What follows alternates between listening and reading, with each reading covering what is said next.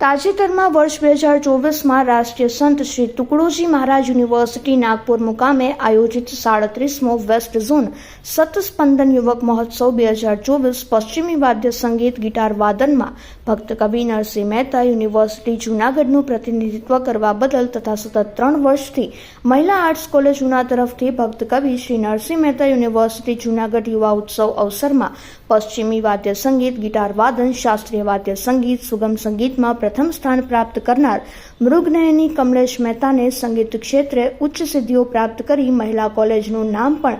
ઊંચું કર્યું છે તેમજ વેસ્ટ ઝોનમાં પ્રતિનિધિત્વ કરવા બદલ મહિલા કોલેજના પ્રિન્સિપાલ લલિત બારિયાના હસ્તે પ્રમાણપત્ર તથા પુરસ્કાર સ્મૃતિચિહ્ન અર્પણ કરી તૃતીય વર્ષ વિનિયનના વિદ્યાર્થીની મૃગનયની મહેતાને સન્માનિત કરવામાં આવ્યા હતા।